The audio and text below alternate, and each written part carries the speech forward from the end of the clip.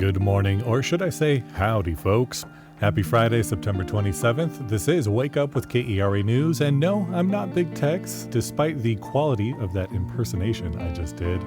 I'm Andrew Garcia. The weather's set to be clear, sunny, and warm all weekend. Perfect conditions to enjoy corny dogs and amusement rides. Highs will be in the upper 80s. And if it wasn't quite clear from that introduction, the State Fair starts today in North Texas. Coming up, you'll hear my conversation with our digital producer about tips and tricks to help plan your trip to the fair. That's right after today's news. The State Fair of Texas opens today with its ban on guns in place after the Texas Supreme Court rejected the Attorney General's request to block the ban. It was Ken Paxton's third attempt in a week to do so. Paxton has argued the city of Dallas is effectively acting through the state fair to ban guns, which he says would be illegal. But the High Court says he failed to explain exactly how Dallas played a role in enforcing the ban. And justices say Paxton didn't actually argue the state fair can't ban guns from fairgrounds as a private entity. Southwest Airlines says changes to its business model will make the Dallas-based carrier more profitable. The airline previously announced it would start offering assigned seating by the end of next year and launch new rewards programs. Yesterday, Southwest CEO Bob Jordan told investors he believed the changes would help turn the company around amid challenges.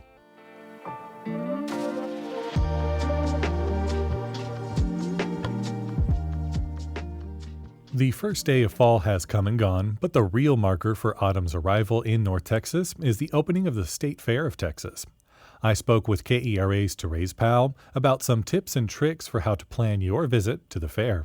So Therese, I've been to other state fairs in the past, but this will be my first time at the State Fair of Texas. What advice do you have for a newbie like me? It's easy to get distracted by big techs, by the Midway, and especially the corny dogs. So when you're visiting the state fair, it is important to have a plan. And the first thing you need to do is decide when it is you're going to go. Now, the weekends tend to be a little bit more crowded than the weekdays, and that is true especially for Saturday, October 12th. October 12th, that's a very specific date. I have a feeling you're going to tell me why I should avoid that particular day. October 12th is the day of the big Texas OU football game that happens there at Fair Park. And so it's going to be crazy. So there's going to be a lot of people. The game draws about 100,000 fans. So as you can guess, parking is going to be a little bit of a nightmare. So if you do decide to go on that day, you're going to want to take DART, okay? Because you're never going to find a place to park, I'm telling you. Oh, and just a heads up, if you want to go on the weekends, it's going to be a little bit more expensive. Speaking of expense, I've heard there's some ways to save on admission, though. Yeah, there's actually a bunch of ways you can save. If you do decide you want to go on the weekends, you can get $3 off at Kroger if you purchase your tickets there. But during the week is when you can really save. Tuesdays and Thursdays are value days where you can purchase your tickets online for $10. And then on Wednesdays, they offer a special where if you bring 5 canned goods, you can get admission for $5. If you decide you want to go opening day, and a lot of people like to go opening day. My sister likes to go opening day because she says all the fried food is at its peak of freshness then. But if you decide you want to go then, bring 2 jars of peanut butter, which is donated to the North Texas Food Bank, and you can get in for $10. Also, a really great deal to go any day of the week is to wait until after 5 o'clock, and that's where everybody gets kids admission, which is $5. So I'm guessing going at night is a good idea for people who can't make it during the day. I wake up very early in the morning, so I certainly am not one of those people. But let's pretend that I am. What are some things I don't want to miss at nighttime? I would strongly encourage you that even if you are a daytime person to hang around just a little bit after dark because there's a couple of really cool things that happen. One is the Starlight Parade, which the kids really love. It's kind of a glowy musical parade that starts at 7 over by WRR Radio, kind of the lagoon area, and it winds its way around Fair Park.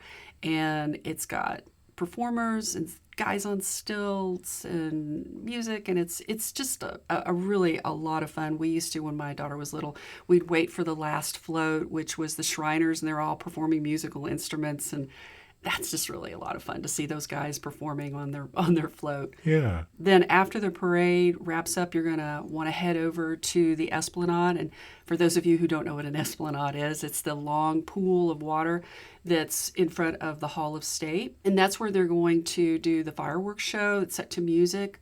It's very, very cool. And then new for this year, they're adding a drone show on special days, October 3rd through the 6th. That's Thursday through Sunday.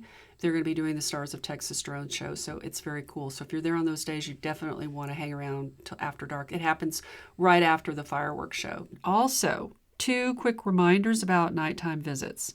First, starting at 5 p.m., all kids 17 and under must be accompanied by a parent or guardian or chaperone that's at least 21 years old when they enter the fair. And number 2, parents can't bring in more than 6 minors when they're coming into the fair. Got it. So after 5 p.m., make sure your ratios of parent to kid are no more than 1 to 6. Yes, exactly. That was my conversation with KERA's Therese Powell. The State Fair opens daily at 10 a.m.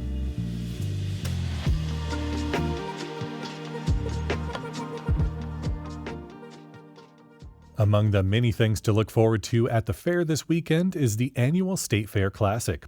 The Prairie View A&M Panthers will compete to take back the championship belt from the Grambling State Tigers, who won last year's game 35-20. Concerts before and after the game will feature gospel singer Dietrich Haddon and rapper Big Daddy Kane. But the most anticipated show will be the Battle of the Bands at halftime. Wow, that's an action-packed evening. Kickoff starts at 6 p.m. If the fair isn't quite on your radar this weekend, don't worry, there's still plenty to do. Enjoy an electric choral mix from the Turtle Creek Chorale in their performance Bach to the 90s. You'll hear classic pieces from Bach to Alanis Morissette, and everything in between, which is quite a lot. For more information and plenty of other things to do, visit kera.org/calendar. Thanks so much for listening to Wake Up with KERA News. I'm your host, Andrew Garcia. This show was produced and edited by Shardae White and Becca Moore. For more news in your inbox, visit kera.org/wakeup. That's where you can subscribe to the Wake Up with KERA News newsletter. That's written by our colleague, Catherine Hobbs. I think you'll like it. Connect with us on Facebook, Instagram, and Threads at KERATX. Hope you have a great weekend, and we'll see you on Monday.